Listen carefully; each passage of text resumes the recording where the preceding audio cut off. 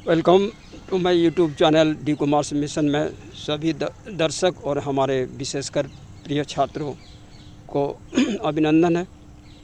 आज मैं class 10th के स्टूडेंट के लिए वीडियो बनाने जा रहा हूँ। ये क्लास 10 के सप्लीमेंट्री बुक से लिया गया है। वेरी इंटरेस्टिंग स्टोरी है, बहुत ही दिलचस्प कहानी है। The title of the story, इस कहानी का शीर्षक जो है भोली है। भोली बहुत ही इंटरेस्टिंग है। मैं इस स्टोरी को मैं इंग्लिश में पहले बताएंगे, उसके बाद उसका हिंदी में ट्रांसलेट भी करेंगे। तो the title of the story, इस स्टोरी का जो शीर्षक है भोली है। तो Bholi actual name of Bholi was Sulekha. Bholi का वास्तव जो नाम था वो सुलेखा थी। But since her childhood everyone had been calling her Bholi. लेकिन बचपन से सभी लोग जो है उसको भोली नाम से पुकारते थे, बोलते थे, जिसका अर्थ होता द सिंपलटन, यानी सादगी, सरल, सीधा साधा। वो सीधा साधा लड़की भी थी। और she was the fourth daughter of नंबरदार लाल दास। नंबरदार लाल दास का वो चौथी पुत्री थी। नंबरदार लाल दास हैड 4 daughters। उसके 4 पुत्रियाँ थी। पहला पुत्री का नाम था राधा, उसके बाद सेकंड का था चंपा, उसके बाद मंगला, और सुलेखा यानी भोली जो है वो चौथी और लास्ट बेटी थी। तो नंबरदार Lal was a very rich man. नंबरदार लाल बहुत ही धनी थे। तो भोली जो है when she was 10 months old, जब वो 10 महीना का हुई थी भोली, तो she had fallen off the cot on her head. एक बार जो है खटिया से नीचे गिर गई थी, वो भी माथा के सर से नीचे, यानी माथा पर उसको चोट लगा। And perhaps it damaged some part of her brain, जिसके कारण उसका ब्रेन का कुछ भाग जो है क्या हो गया, नष्ट हो गया, डैमेज हो गया, नष्ट हो गया। तो इससे क्या हुआ, due to his she was suffering from, तभी से जो है वो पीड़ित हुआ रहा, क्योंकि वे ठीक से बोल नहीं पाते थे और मेंटल डिजीज़ का शिकार हो गया। मानसिक मेंटल वीकनेस यानी मानसिक कमजोरी का शिकार हो गया। अगेन फिर से जब जो है when she was 2 years old, जब वो 2 साल की हो गई थी, तो she had once again she had an attacked of smallpox।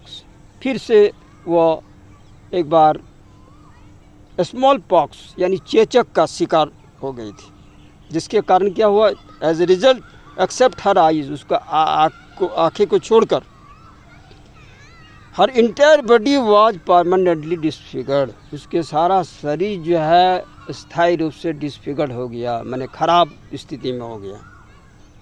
And उसके बाद जो है entire body became black spot, पूरा शरीर जो है काला धब्बा बन गया। और तभी से जो है सी स्टेमर्ड, वो तोतला से बोलने लगी। And so he talked very little, और इसीलिए तब से वो कम बोलती थी तभी से।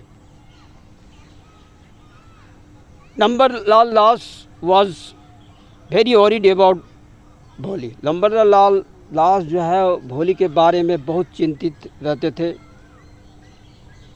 Actually Bholi's parents were very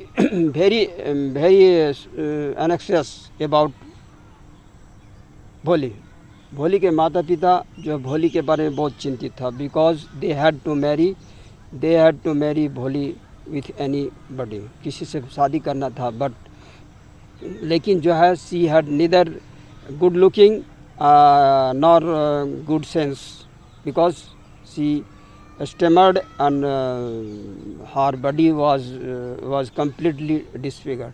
उसका शरीर पूरा डिसफिगर्ड हो गया था और साथ साथ जो है वो देखने में बदसूरत हो गए थे, जिसके कारण जो है उसके माता पिता बहुत चिंतित रहा करते थे।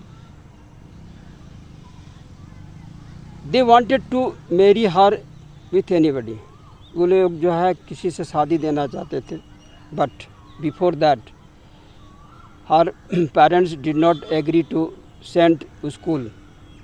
पहले माता पिता उसके स्कूल भेजने के लिए तैयार नहीं हुए थे, लेकिन but at last they agreed and they send to a primary school near by his village. गांव के एक स्कूल थे, प्राइमरी स्कूल में थे, वहाँ पढ़ने के लिए भेज दिए। व्हेन भोली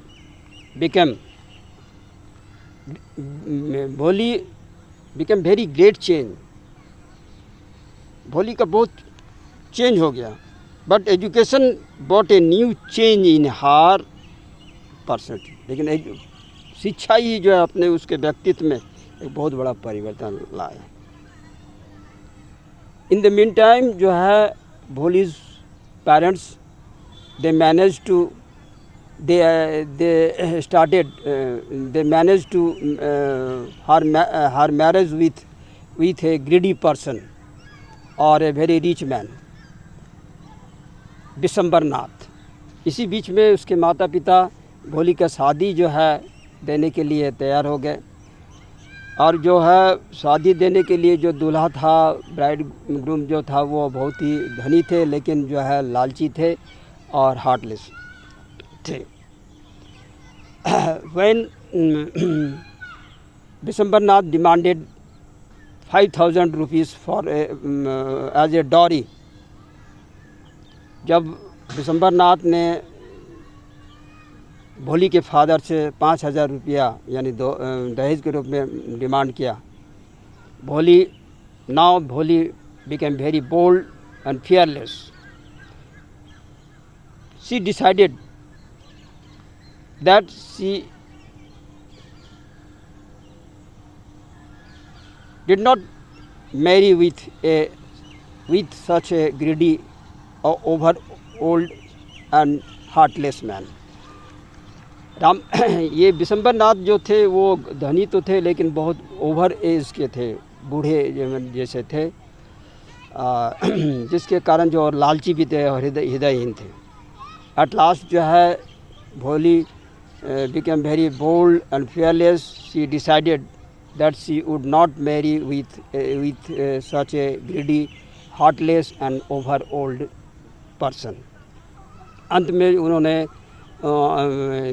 इनकार कर दिया इस लोभी, लालची और बूढ़े जो ओवर एज, उससे बहुत अधिक ओवर एज के थे बिशंबर नाथ और हृदयहीन थे। तो भोली decided that she did not marry with her, and she decided that because she was a parent loving girl, वो माता पिता का बहुत प्यारा भी थी, इसीलिए उन्होंने डिसाइड किया। So she decided that she would not marry such a man, and she decided also, उन्होंने तय कर लिया कि इस आदमी से शादी नहीं करेंगे। और उसके बाद उन्होंने ये भी तय कर लिए कि she decided to look after her parents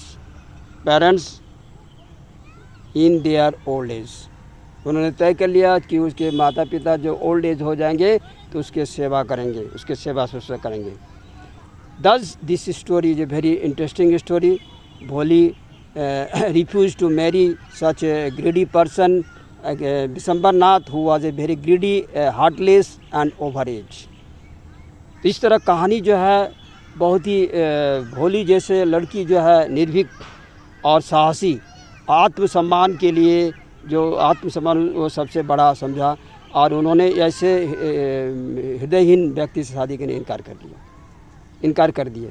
तो this is the end of this story, यही कहानी का अंत है। उम्मीद करता हूँ क्लास 10 के विद्यार्थी को बहुत अच्छा लगा होगा। ये स्टोरी को मैंने पहले इंग्लिश में बताएं, उसके बाद उसको हिंदी में भी ट्रांसलेट किए, बहुत ही इजी वे में, बहुत ही आसान तरीके से। तो मैं उम्मीद करता हूँ कि इसको ज़रूर जिए, ज़रूर ध्यान से इसको लिसन अटेंटिवली, इसको ध्यान से सुनिएगा। फॉर योर कोर्स, आपके कोर्स के लिए है, क्योंकि ये 10th क्लास के सप्लीमेंट्री बुक्स है। और आशा करता हूँ कि ये स्टोरी जो है सभी विद्यार्थियों को समझ में आ गया होगा। अगर किसी तरह का ये होगा तो आप अपने कमेंट्स में बताइएगा। मैं इस कहानी को बताने के बाद भी इस स्टोरी को, उसके बाद इसका क्वेश्चन आंसर को लिखाने की कोशिश करेंगे। उम्मीद करता हूँ कि आपको अच्छा लगेगा और इस तरह इस कंटेंट को ध्यानपूर्वक सुनिएगा, देखिएगा और उसके बाद जो है अगर अच्छा लगा तो आप जो अवश्य उसके कमेंट कीजिएगा, लाइक कीजिएगा और साथ साथ सब्सक्राइब भी कीजिएगा, ताकि आगे और भी जो है 10 क्लास के या 9 क्लास के टेक्स्ट बुक से जो भी स्टोरीज़ है, चाहे प्रोज हो चाहे पोएट्री हो, मैं प्रेजेंट करते रहेंगे वेरी इजी वे में, बहुत आसान तरीके से। इंग्लिश में पहले वर्णन करेंगे, उसके बाद हिंदी में। आशा करता हूँ आपको समझ में आ गया। इसी के साथ अपना वाणी समाप्त करता हूँ। बहुत बहुत धन्यवाद।